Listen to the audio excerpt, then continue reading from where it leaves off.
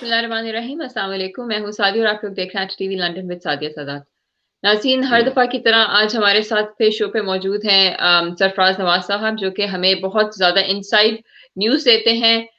हमें सियासत में जो कुछ चेंजेस हो रही हैं उसके मुतालिक हमें आगाह करते हैं कि किस तरफ को तब्दीलियाँ बदल रही हैं, क्या नई चीज़ें हैं जो हो रही हैं और आगे आने वाले वक्तों में क्या होने जा रहा है सियासत के अंदर। क्योंकि इसके हवाले से हम देखते हैं कि काफ़ी ज़्यादा चहमगोइयाँ तो चलती रहती हैं, लेकिन कोई अंदर की जो सही न्यूज़ है, वो हमें बताते हैं सरफराज नवाज़ साहब। तो अस्सलाम वालेकुम सर।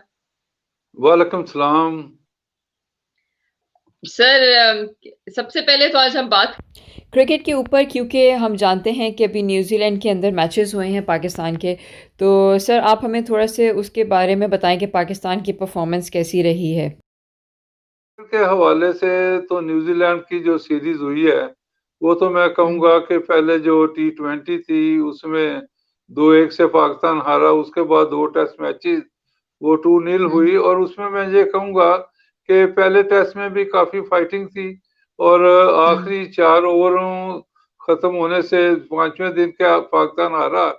तो वो हम्म, अगर मैच बाज जाता तो अच्छा था, लेकिन उसके अलावा दूसरा मैच जो है वो तो मैं कहूंगा कि जो 13 कैचेस इन्होंने पाकिस्तान टीम ने छोड़े हैं, तो वो तो कोई हम्म, टीम अगर स्कूल बॉयज भी होते वो भी 600 स्कोर कर जाते। तो ये इनकी फील्डिंग बड़ी पुअर रही है। उसके बाद फिर बैटिंग दूसरे इनिंग में तो बिल्कुल ही फ्लॉप हुई है।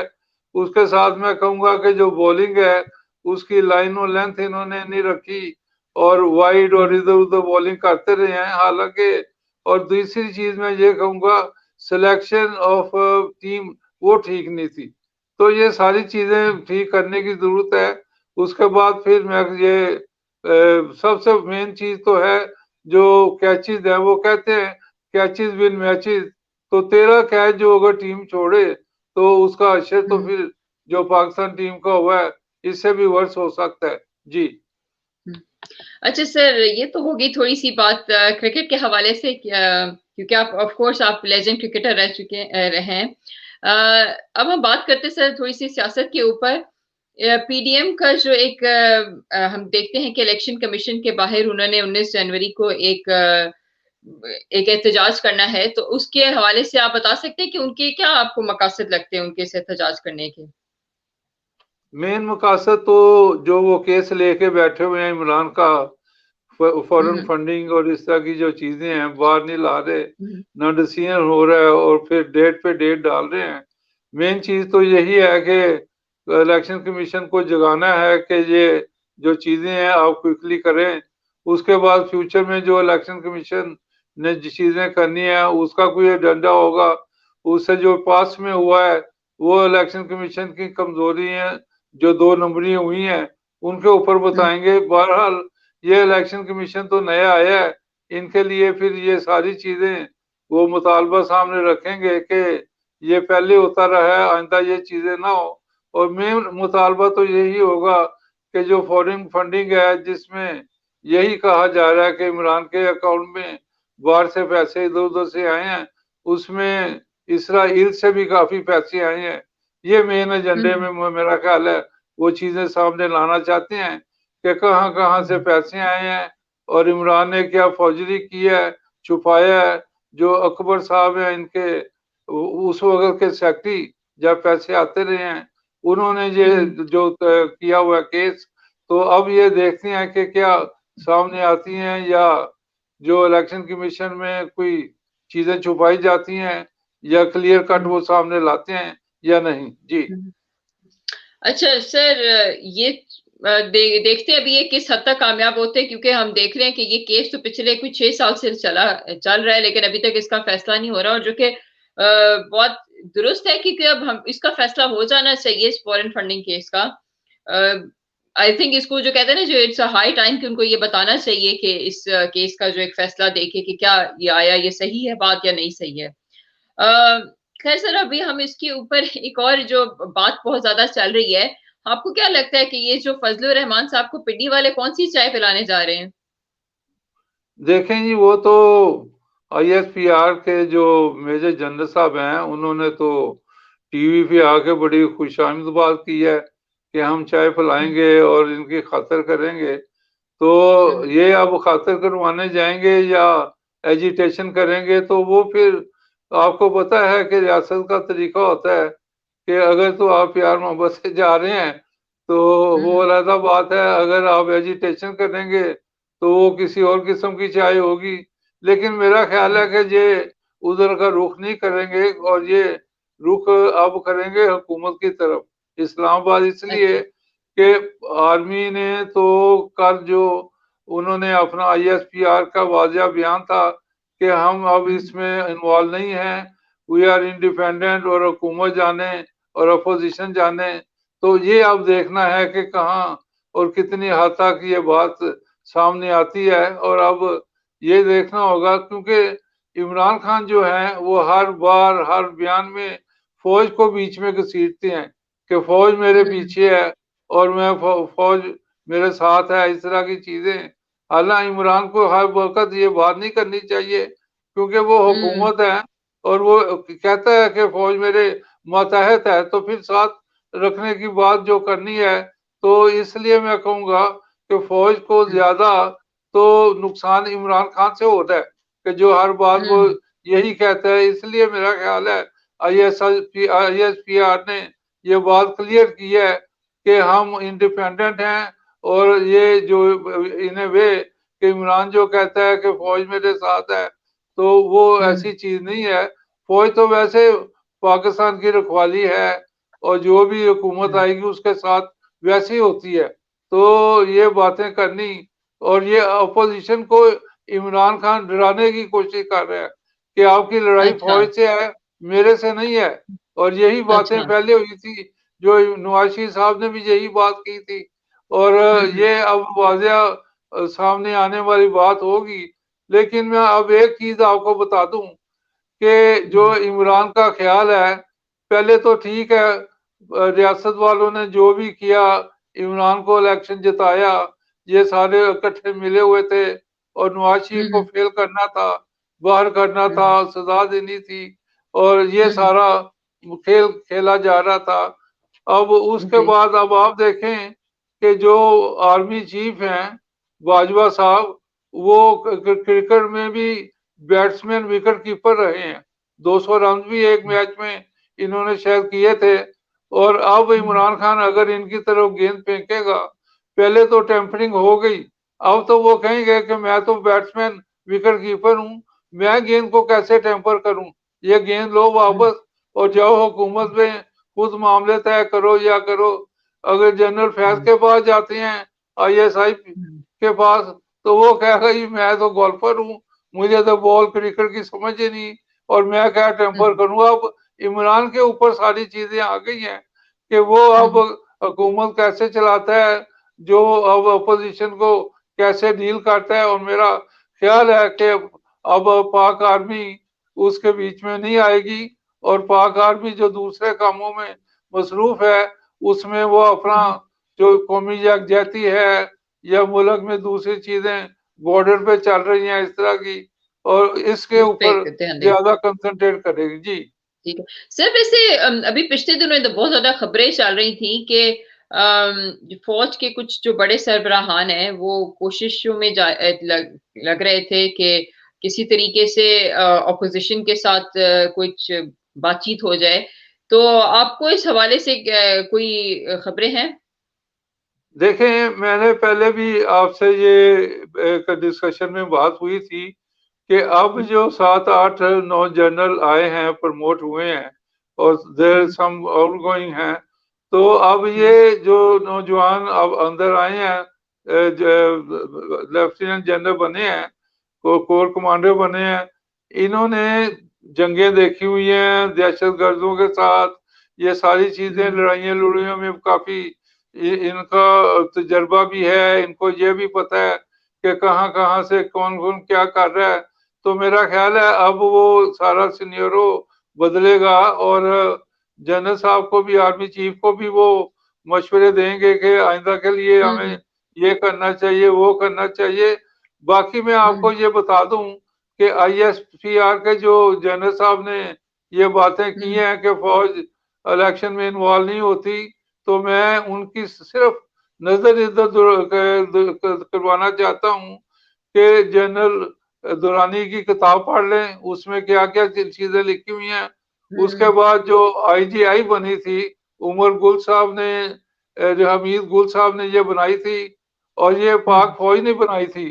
उसके बाद फिर जनरल असगर साहब के, एयर मार्शल असगर साहब का वो देख लें, जो कोर्ट में केस चल रहे थे, और उसमें जो बेग साहब ने आके बयान दिए कि जी हमने पैसे भी बांटे, ये भी हुआ। उसके बाद फिर अब रिसेंट इलेक्शन में आप देख लें, इजाजुल हक साहब ने जो बयान दिया कि मेरे घर 5 लाख छोड़ गए थे पाक फौज के जवान, तो मैंने वो वापस किए वालदा के कहने पे।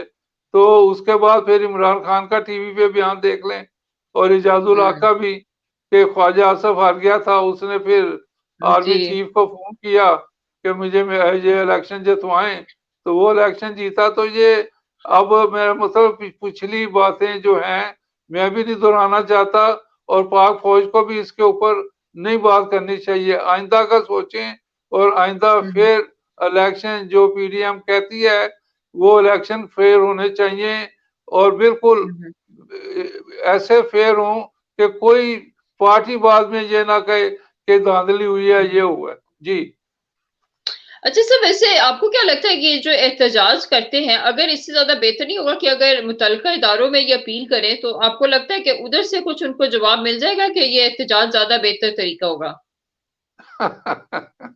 मुतलका अदारे किसके अंडर है? हम्म, हुकूमत के अंडर तो नहीं ना, वो भी तो रियासत चलाती है ना।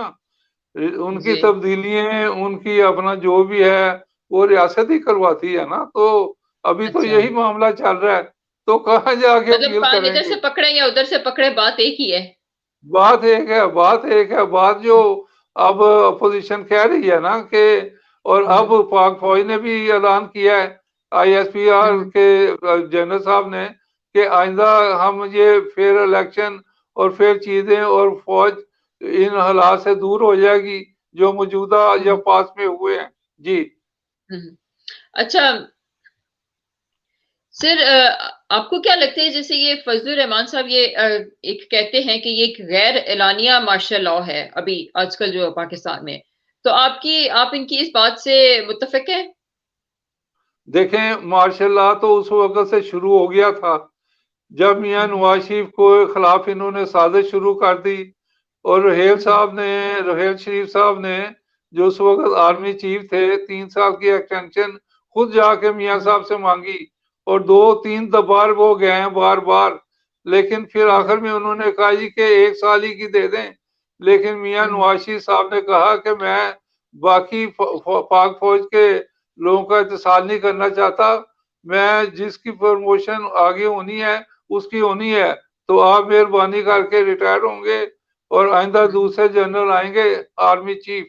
तो वहां से ये मियां नवाज शरीफ साहब के खिलाफ ये इन्होंने शुरू कर दिया मुहाज कि इसको फारिग करना है। और मुझे याद है कि इमरान खान का एक बयान भी था कि उसने कहा था कि ये अब हमारा चीफ जस्टिस आ रहा है और सारी बातें ठीक हो जाएंगी, और आइंदा हम्म मेरे लिए ये काफी बेहतर होगा। और उसमें फिर साकिब निसार, एजाजुल हसन और एक और भी जस्टिस साहब थे, जिन्होंने हम्म बिल्कुल इमरान खान की जो गलत चीजें उनको सही कर दिया, और मियां नवाज शरीफ की सही चीजों को गलत कर दिया। और फिर हम्म। ये जो जज एक अभी फारिग हुए हैं दुनिया अरशद से, वली। मैं कहूँगा कत्ल हुए हैं, मैं तो उसको समझता हूँ कि कत्ल किया गया जिस तरह उनकी फौतगी हुई है। तो उनको वाजिया इंस्ट्रक्शन दी गई। उसने जो आखिर में जाते हुए उसकी जो टे मौजूद है, उसने कहा जी कि चीफ जस्टिस साकिब निसार साहब, उसके अलावा 3 सीनियर फौजी तो वो भी थे, और उसके बाद फिर एक और सीनियर जज। ये मुझे प्रेशर पड़ते थे कि इमरान नवाज शरीफ को 14 साल की कैद देनी है, इस तरह की बातें। लेकिन फिर हम्म मैंने एक 7 साल की कैद दे दी, एक में छोड़ दिया। तो इस तरह की हम्म चीजें, तो ये तो मेरा है डिस्प्यूटेड मामला है। इसके ऊपर तो मैं आर्मी, सॉरी, मैं उसको कहूंगा कि chief justice of supreme court, के उसके ऊपर फौरी एक्शन करे, और ये चीजें अपने ऊपर लें कि ये जुडिशरी ने जो बेईमानी की है इसकी अब तलाफी होनी चाहिए। और वो जज साहब जो फौत हो गए हैं उसके ऊपर भी मेरा ख्याल है इंक्वायरी होनी चाहिए, क्योंकि उसका एक भाई जो एडवोकेट है उसने कहा जी कि वो तो ठीक ठाक थे, अस्पताल गए हैं तो जी। ऐसे फौत हो गए। तो हैरान कुन बातें हैं। तो ये सारी चीजें तो अब मैं अब कौन कहाँ जाए, किसको पूछे? जी। जी, बिल्कुल। अच्छा सर, अगला सवाल मैं आपसे पूछना चाहूँगी कि हम लोग देखते हैं कि पीडीएम की अगर हम बात करते हैं तो बिलावल कहते हैं वो इस्लामाबाद जाएँगे, जो मौलाना साहब है वो कहते हैं कि मैं पिंडी जाऊँगा। आपको क्या लगता है कि मरियम नवाज़ साहिबा किसके साथ जाएँगी? देखें, सबसे पहले तो मैं ये बताना चाहूंगा कि पीडीएम में ये फैसला हुआ था। कई लोग कह रहे हैं कि मरियम बीबी जो अभी एक दो इजलास हुए, रैलीज हुई हैं, उधर नहीं गई। पिछली में हुँ, ये अपना बिलावल साहब नहीं गए थे। तो ये हुँ, इनका आपस में फैसला है कि कोई 3-4 रैलीज आइदर लीडर जो है सीनियर वो छोड़ेंगे और फजल हुँ, रहमान जाएंगे हर जगह पे। तो हुँ, इसमें तो लोगों को पता होना चाहिए कि मरियम बीबी जो अभी रिसेंटली रैली पे नहीं गई, वो तो इनका आपस में फैसला हुआ है और आंदा भी एक दो रैली पे हुँ, शायद वो ना जाएं। इस तरह अच्छा, जो बिलावल साहब हैं उनका भी है। तो ये जो आप कह रही हैं कि जो ये जो पीडीएम, ये पीडीएम के अंदर फैसले होंगे कि कहाँ अच्छा, जाना है। ये कोई एक हुँ, आदमी का फैसला नहीं।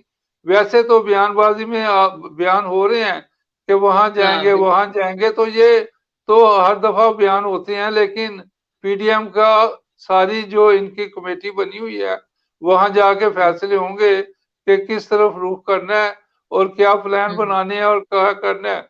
अभी तो मेरा ख्याल है हुँ, सर्दी बढ़ी है, तो अभी तो जी, कहीं जाने बिल्कुल, की मुश्किल ही है इनका कि किसी तरफ रुख जी। करे। जी। जी। अच्छा सर, आज का आखिरी और बहुत अहम सवाल जो मैं आपसे पूछना चाहूँगी वो ये है कि अभी हम देखते हैं कि रिसेंटली जो बाइडेन की जो हल्फ बर्दारी की जो वो होना है, उनकी तकरीब होनी है, उसके अंदर वो कह रहे हैं कि हमने बिलावल को बुलाना है और वज़ीर आज़म का कहीं हम नाम नहीं सुनते। आप इसके पीछे क्या राज़ आपको लगता है? देखें, डेमोक्रेटिक पार्टी जो है इसका शुरू से पीपल पार्टी से काफी लंबे राब्ते रहे हैं और उसके बाद फिर अच्छा।